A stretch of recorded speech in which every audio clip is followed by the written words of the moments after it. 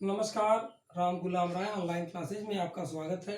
DElEd चतुर्थ semester पाठ्यक्रम के अंतर्गत प्रथम प्रश्न पत्र में हमने गत सेशन में पढ़ा ध्वनि के संदर्भ में ध्वनि का भौतिक स्वरूप। ध्वनि के भौतिक स्वरूप में अक्षर, मात्राएं और विराम चिन्ह आदि को जाना कि इसका भौतिक स्वरूप या ध्वनि का आकार क्या है। उसके अगले क्रम में आता है स्वर व्यंजनों तथा व्यंजन समूहों को सुनकर समझना। सुनना और समझना यानी स्वर,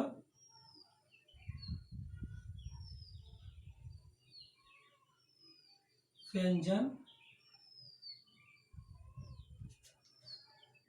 व्यंजन समूहों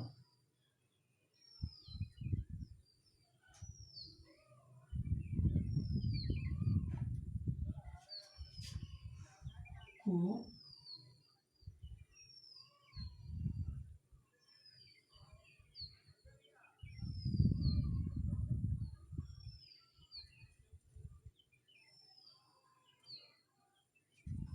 ये डीएलएड का पाठ्यक्रम के अंतर्गत यह है स्वर व्यंजनों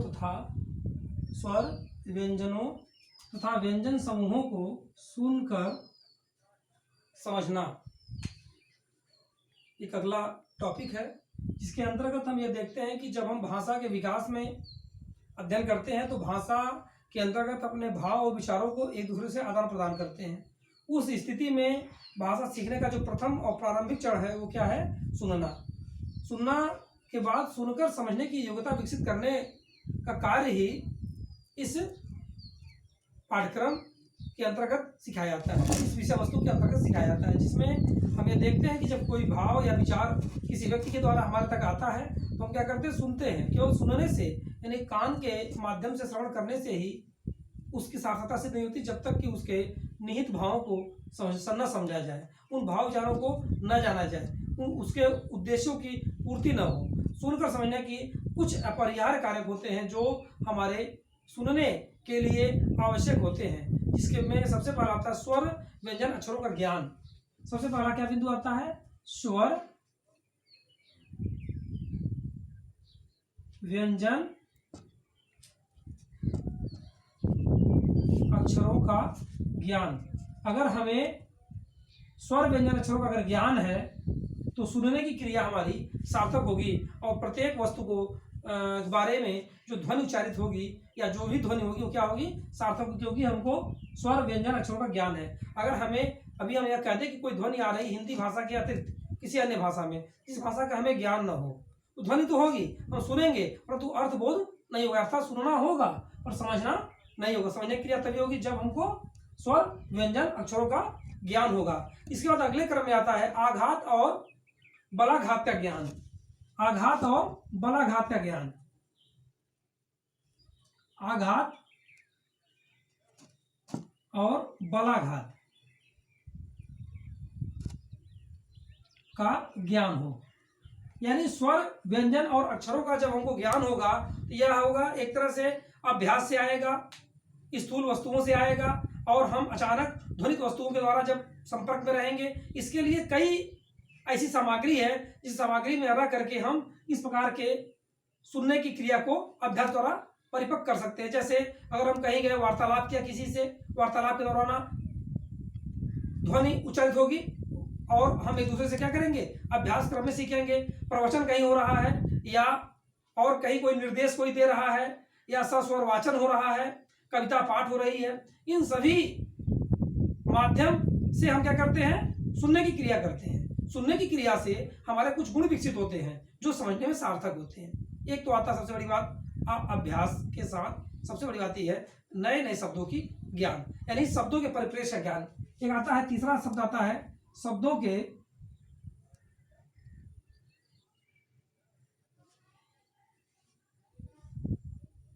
परिप्रेक्ष्य का ज्ञान। परिप्रेक्ष्य का तात्पर्य यहां से लिया गया है शब्दों के वातावरण से, अर्थात शब्दों का भाव क्या है, किस भाव से हमें उस शब्द को समझना है। जिस प्रकार से अगर हम ये कहें एक एग्जाम्पल के रूप में, आंख का पानी मर गया, अर्थात किसी व्यक्ति के आंख का पानी मर गया। तो आंख का पानी मरने का यहाँ जो भाव है या जो यह परिप्रेक्ष्य है, जिस परिप्रेक्ष्य में यह शब्द का ज्ञान हमको सिखा रहा है, अर्थात आंख का पानी का मतलब सर मर जाने का मतलब है समाप्त हो जाना, अर्थात किसी के मन से विचार से उसका अंदर शर्म को खत्म हो जाना। यहाँ भाव मरने या निष्क्रिय वस्तु से नहीं लिया गया है, पानी का तात्पर्य आंसू से नहीं है, यहाँ केवल शर्म से है। यानी शब्दों के परिप्रेक्ष्य का ज्ञान, परिप्रेक्ष्य का मतलब हुआ वातावरण से।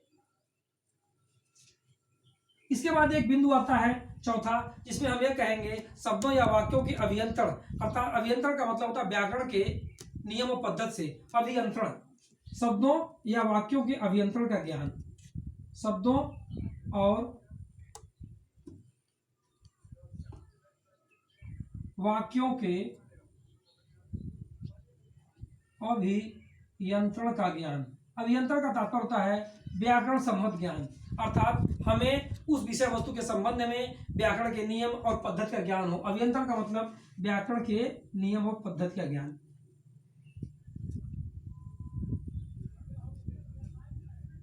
नियम पद्धति,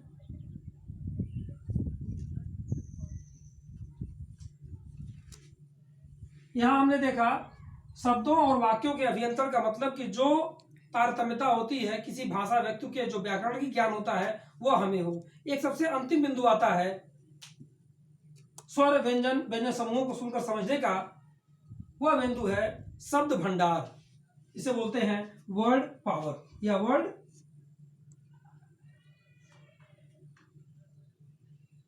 शब्द भंडार, शब्द ज्ञान।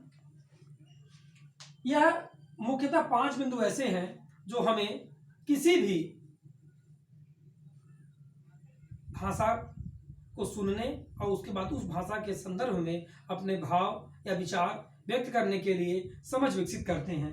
वो क्या है? स्वर व्यंजन अक्षरों का ज्ञान होना चाहिए, ये पहली प्राथमिकता। दूसरा है आघात और बलाघात का ज्ञान होना चाहिए। अगला है शब्दों के परिप्रेक्ष्य का ज्ञान होना चाहिए। शब्दों और वाक्यों के अभियंत्रण का ज्ञान होना चाहिए। शब्द और भंडार, यहाँ पे ये 5 बिंदु हैं जो हमें ये बताते हैं कि हमें किसी भी भाषा या स्वर व्यंजनता समूह सुनकर समझने के लिए महत्वपूर्ण है। दूसरा आता है कि इसके और कुछ ऐसे कारक हैं जो सुनने के बाद समझने की प्रक्रिया में बाधा उत्पन्न करते हैं, अर्थात सुनने के क्या कारक हो सकते हैं, या यूं कहें इसे दूसरे शब्दों में कि अगर हम उस कारक को ना जाने, हम उस कारक को जाने जो हमारे लिए प्रेरणा का कार्य करे। अर्थात अगर इन चीजों का हो हमारे पास तो ये सुनने समझने की शक्ति क्या होती है? और प्रेरित होती है, अर्थात और मजबूत और प्रबल होती है। आइए उस पर विचार करते हैं।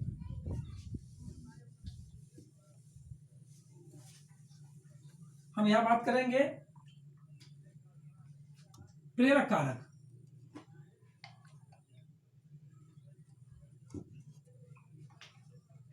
ये प्रेरक कारक जो हमारे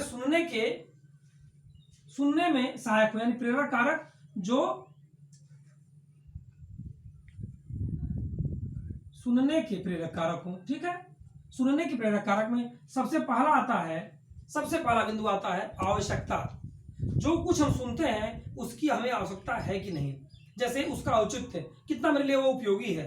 आवश्यकता का सेंस कि जब कोई कक्षाध्यापक विषयाध्यापक अपने विषय का व्याख्यान करता है तो संबंधित छात्र की आवश्यकता क्या होती है कि यह परीक्षा उपयोगी है, तो उसको क्या करता है, वो उसके लिए आवश्यकता होगा, उसका सुनने का औचित्य होगा। यानी सबसे पहला बिंदु है आवश्यकता।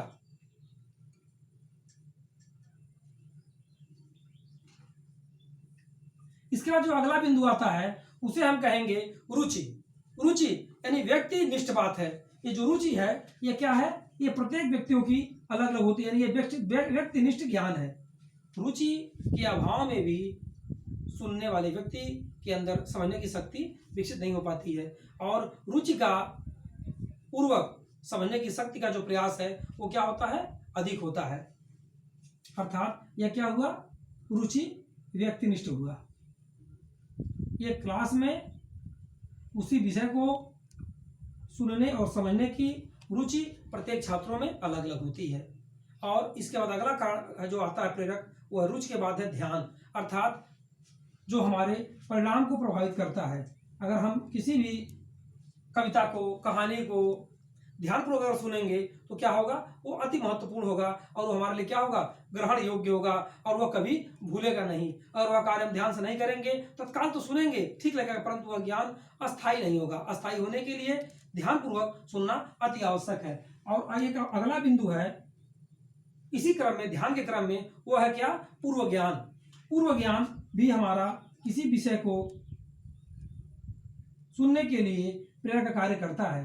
पूर्व ज्ञान, अगर हम किसी प्रसंग, किसी व्याख्यान या किसी कहानी या को पहले से सुने हों और उसके संदर्भ में अगर कोई चर्चा हो या कोई व्याख्यान हो, तो हमारा क्या होगा, पूर्व ज्ञान उस कहानी, उस चर्चा, उस व्याख्यान को जोड़ करके समझने में हमारी सहायता करेगा। सुनने के साथ जो समझने की क्रिया है, ये क्या होगी, अति प्रबल होगी।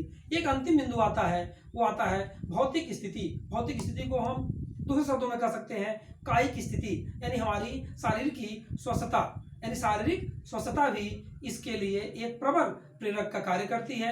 अगर हमारा शरीर पूर्ण रूप से स्वस्थ है तो हम क्या करेंगे, हम सुनने की शक्ति में सहायक सिद्ध होंगे, अर्थात भौतिक स्थिति इसका 5वां बिंदु है। भौतिक स्थिति अगर हमारी ठीक है तो हम सुनने की शक्ति महसूस करेंगे और मन लगेगा, पढ़ने बैठने में हमारा क्या होगा, विचार अधिक क्रियाशील होगा। इसमें हम देखते हैं कि जब हम गत प्रसंग या गत अध्ययन में हमने देखा था कि एक उच्चारण मूलक, संवहन मूलक और श्रवण मूलक, ये श्रवण मूलक तथ्यों के अंतर्गत आता है। श्रवण मूलक में मुख्य रोल, सबसे महत्वपूर्ण हिस्सा होता है हमारा कान। कान क्या होता है, यह श्रवण मूलक का एक प्रमुख है, तत्व है, जिसके माध्यम से सुनने की क्रिया होती है। अब इस कान के अंतर्गत जो कान का अंतर्भाग है, वो क्या करता है, वो मस्तिष्क को प्रेषित करता है, उन शब्द और ध्वनियों को सुनने के उपरांत मस्तिष्क को देता है। मस्तिष्क क्या करता है, उस समझने के लिए हमको व्यवस्था बनाता है। इस प्रकार से हमको सुनने के लिए सबसे महत्वपूर्ण क्या हुआ, सबसे पहले का हमने जाना जो उसके अपरिहार कारक में था, स्वर व्यंजनों का, अक्षरों का ज्ञान हो, आघात बलाघात का ज्ञान हो, शब्दों का परिप्रेक्ष्य यानी शब्दों के वातावरण का ज्ञान हो, शब्द वाक्य के अभियंत्रण का ज्ञान हो और शब्द भंडार हो। इन सबों के होने के साथ हमारे पास क्या हो, सुनने के प्रेरक कारक के रूप में सबसे पहला आवश्यकता, दूसरा रुचि और व्यक्तिनिष्ठ है, तीसरा ध्यान, चौथा पूर्व ज्ञान और अंतिम है भौतिक स्थिति। ये हमारे प्रेरक हैं जो हमें सुनने के बाद समझने में सहायता प्रदान करते हैं। अगर आप के समक्ष यह प्रश्न आए कि स्वर व्यंजनों तथा व्यंजन समूह को सुनकर समझने की क्रिया में महत्वपूर्ण बिंदुओं को दर्शाएं, तो आप इस प्रकार से क्रम वाइज इन बिंदुओं को दर्शा करके इसके बारे में आप बताएंगे। इसी के साथ हमारा यह वीडियो सेशन समाप्त होता है। धन्यवाद।